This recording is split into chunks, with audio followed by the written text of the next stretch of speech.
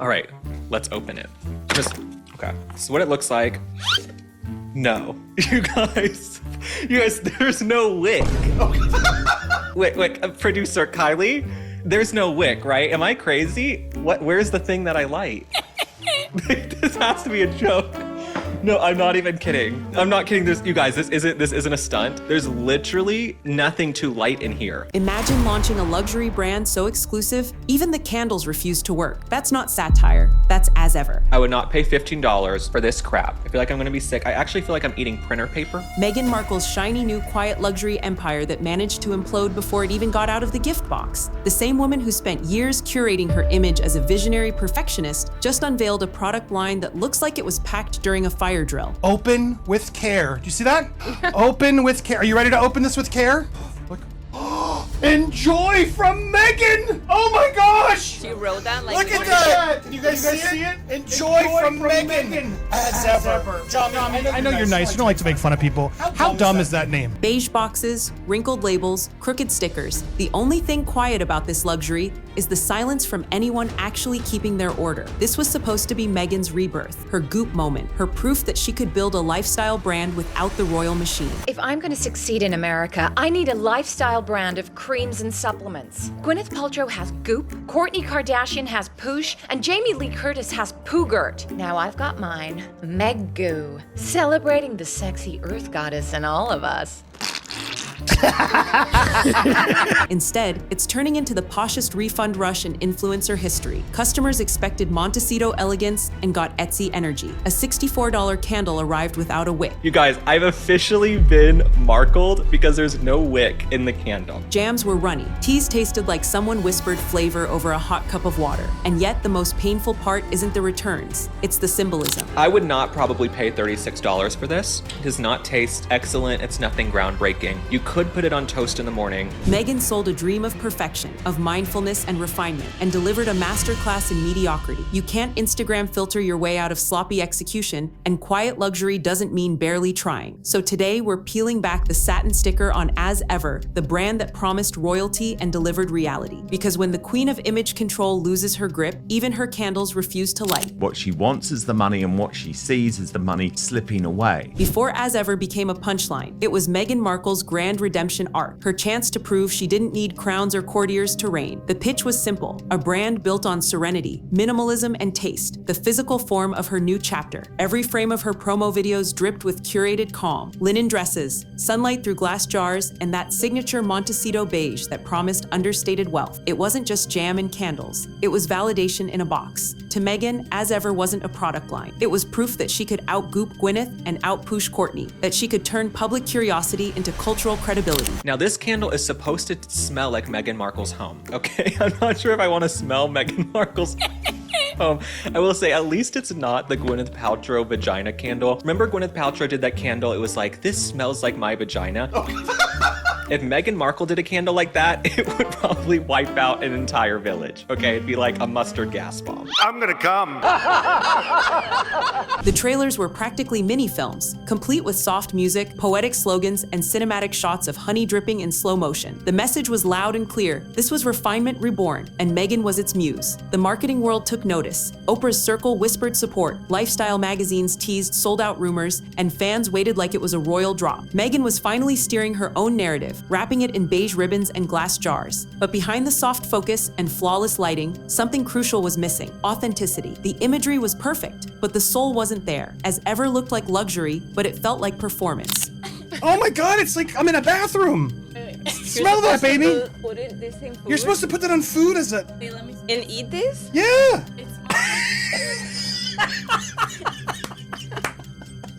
When those long-awaited As Ever boxes finally arrived, the fantasy dissolved faster than a tea bag in lukewarm water. Customers who'd imagined an elegant reveal, ribbons, embossed seals, maybe even a scent of Montecito lavender, opened plain brown cardboard that looked more warehouse than Windsor. Inside, tissue so thin it tore like cheap napkins, jars sliding around with barely a hint of padding, and labels slapped on with the enthusiasm of a bored intern. The packaging was cheap. The packaging had all this crinkly paper, and I threw most of it away. The spread, I thought when I got the holiday trio of spreads that they were gonna come in a nice little package. They were basically wrapped in this cheap, crinkly paper and thrown in a box. The aesthetic Meghan had flaunted online, soft, creamy hues and minimalist sophistication, somehow translated into budget beige. It wasn't quiet luxury, it was eerily silent mediocrity. People who'd paid premium prices felt an instant sting of regret, realizing their exclusive purchase looked like something from a discount artisan fair. Even worse, many jars felt half empty, and some labels were misaligned or bubbled, giving off an amateur vibe that clashed with the brand's lofty promises. Flower sprinkles. Oh my god.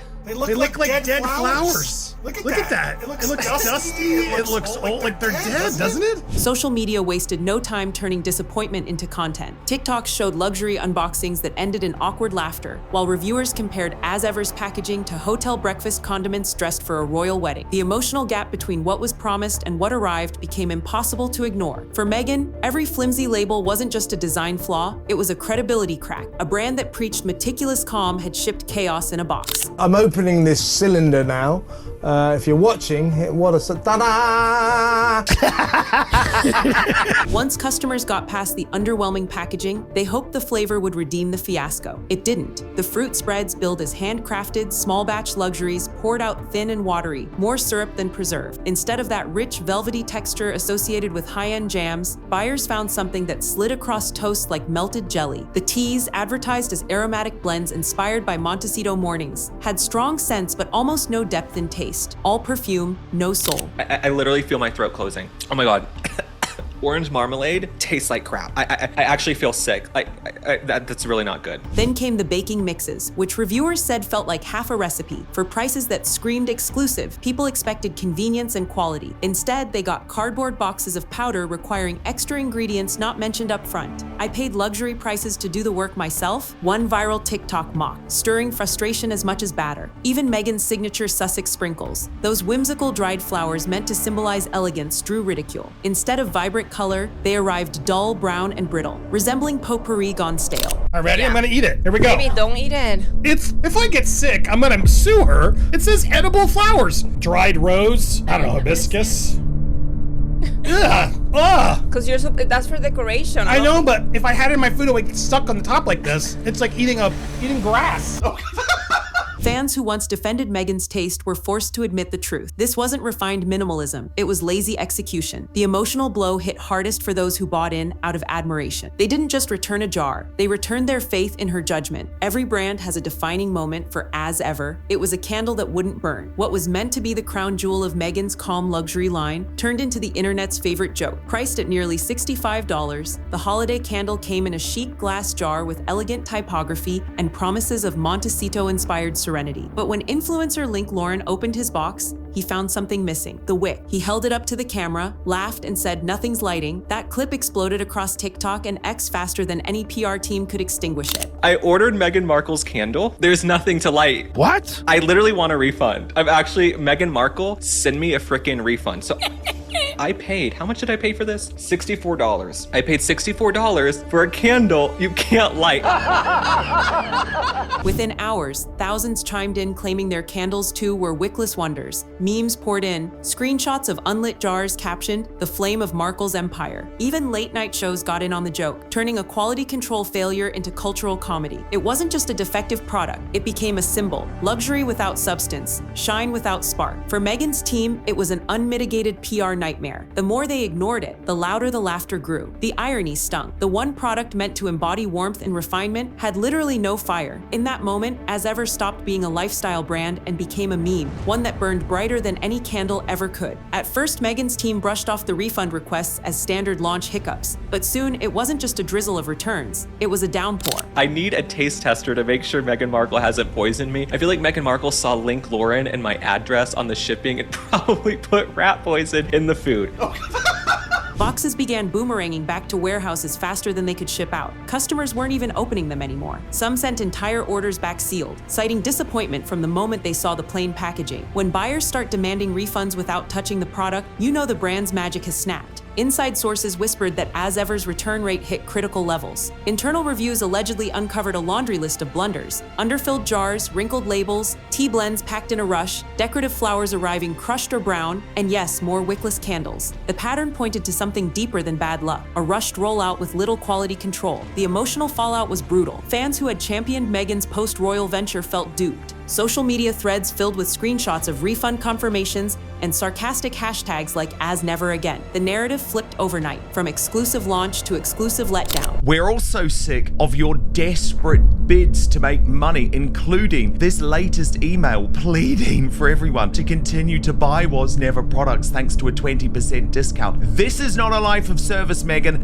This is not changing the world. You're never gonna fly in this industry, so maybe it is about time that you wake up. For a brand obsessed with image, nothing's deadlier than public returns. It wasn't just products coming back, it was trust. The aspirational dream Meghan had wrapped in beige now looked hollow, and each refund was a receipt of rejection. Behind the glossy Instagram posts, panic was setting in. Retail partners who had once scrambled to stock As Ever were suddenly impossible to reach. Emails that used to get instant replies turned into polite silence. Meetings were postponed indefinitely. Even boutique distributors, the kind that live for celebrity collaborations, began distancing themselves. For them, the math was simple: high prices, angry customers, and defective returns spelled one thing: liability. Industry whispers painted a grim picture. Buyers who'd initially praised the elevated aesthetic were now describing the brand as unreliable. Some quietly canceled future orders, others froze reorders until the quality concerns were addressed. Behind closed doors, retailers didn't want the PR mess. No store wants to be the face of a product line trending for all the wrong reasons. Even Meghan's supposed allies in the influencer world began stepping back. I have no sympathy. Yes, she should give up. She should give up because she sold the world a pup. None of us buy in to what she is selling. And also, she's just really goddamn terrible at it. The same creators who had once hyped the launch were now scrubbing old posts or adding subtle disclaimers like "sent for review, not sponsored." The digital support network collapsed overnight. What stung most was how quickly the excitement turned into avoidance. Nobody wanted to be linked to the downfall. For a woman who built her empire on relationships and reputation, that silence from the business world was louder than any tabloid headline. The moment the story hit the mainstream, As Ever stopped being a business flop and became public entertainment. Tabloids, morning shows, and gossip panels tore into it with the kind of energy usually reserved for royal scandals. Headlines screamed about Montecito meltdowns and luxury that couldn't light. BBC's "Have I Got News for You" turned the wickless candle into a running punchline, while digital outlets gleefully tallied every return as if it were a royal scandal scorecard. What made it worse was the tone, not outrage but amusement. Meghan Markle, she wants to be the next Martha Stewart. She acts like she's the next, Anthony Bourdain. She literally will throw some flour sprinkles on food and call it gourmet. Okay, so she thinks throwing flour sprinkles is going to change a recipe or a meal. I don't like flour sprinkles. I think it's tacky. I think it's cheap. I can't believe I paid $15 for something I can go get in the yard. But nonetheless, let me read you what's in here. Dried rose, calendula, and blue cornflower petals and hibiscus flowers. Commentators framed the fiasco as poetic justice. The woman who sold perfection had been undone by crooked stickers and cold wax. Even mainstream news sites couldn't resist the irony. Articles dissected the marketing imagery, contrasting it with screenshots of damaged goods and viral TikToks. Every flaw became a metaphor. The beige jars, branding without soul. The missing wick, the spark that never was. Royal commentators jumped in too, calling the disaster karma in candle form. Suddenly, As Ever wasn't just a faulty brand, it was a cultural meme, shorthand for overhyped mediocrity. For Meghan, the damage extended beyond business. The story fed the global appetite for seeing her stumble, and the internet devoured every second. What had started as a lifestyle venture turned into a spectator sport. As the laughter echoed online, branding analysts began dissecting the real issue. As Ever didn't know what it wanted to be. Was it luxury? Minimalism? A mindfulness brand wrapped in royalty? The message shifted with every post, and the result was confusion dressed in beige.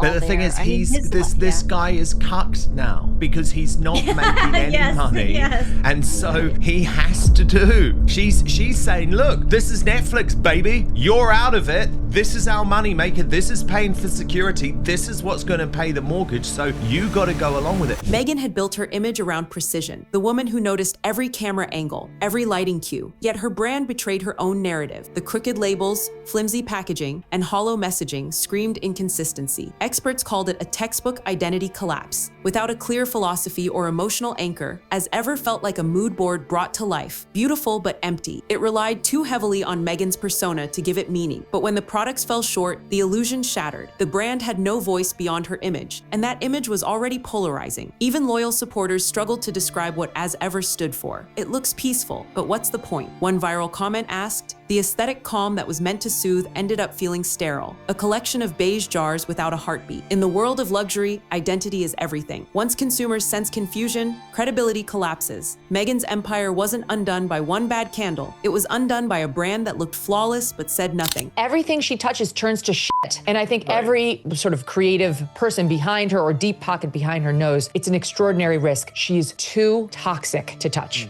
As Ever unraveled, the failure stopped being about products. It became personal. For Meghan, this wasn't just a business misstep. It was a mirror reflecting every criticism she'd tried to outrun. The woman who once preached control and composure was now facing the chaos she'd curated. Each return, each meme, each snarky headline chipped away at the polished narrative she'd built since leaving the palace. What was meant to be her proof of independence became another public reminder that image alone can't buy authenticity. Behind the scenes, reports swirled that Meghan was deeply shaken by the backlash. She had poured herself into the vision, the tone, the texture, the storytelling, only to watch it crumble in real time. Those who admired her drive now pitied her miscalculation. Instead of empowerment, As Ever became a symbol of overreach, a cautionary tale of trying to manufacture soul through marketing gloss. The emotional weight of it all landed hardest because Meghan's brand was her identity. Every misstep wasn't just a quality control issue, it was a personal humiliation. The audience that once tuned in for inspiration now scrolled for updates on her downfall. Everything Meghan tries to do and she tries to ignite, it flops. Okay, everything she touches turns to crap. She goes to the Dodgers game, look what happened. So nonetheless, everything Meghan Markle does gets markled. I feel like I just got markled. It wasn't just a candle that lost its wick. It was Meghan's narrative losing its spark. And that's how As Ever, the brand that was supposed to redefine Meghan Markle's legacy, ended up as a cautionary tale instead of a comeback. What began as a promise of effortless elegance dissolved into refunds, ridicule, and a symbol of luxury gone wrong. The wickless candle became more than a product failure. It became the perfect metaphor for the entire empire. Beautiful on the outside, but missing the spark to make it real. In the end, Meghan's biggest challenge isn't public opinion, it's authenticity. You can't stage sincerity, and you can't market meaning. When you sell perfection but deliver pretense, the internet doesn't forgive, it screenshots. As Ever will go down not as her second act, but as the most ironic brand launch in celebrity history. But if you thought this was the end of Meghan's media chaos, think again, because before As Ever fell apart, another scandal was already lighting up the headlines. One involving Saturday Night Live and a set of leaked yacht photos that pushed Meghan to her breaking point. If you want to see how far that story spiraled and why it nearly broke the internet, go binge my previous video right after this one. This is Star Spotlight, where fame meets fallout, and we shine the light where the stars don't want it to go.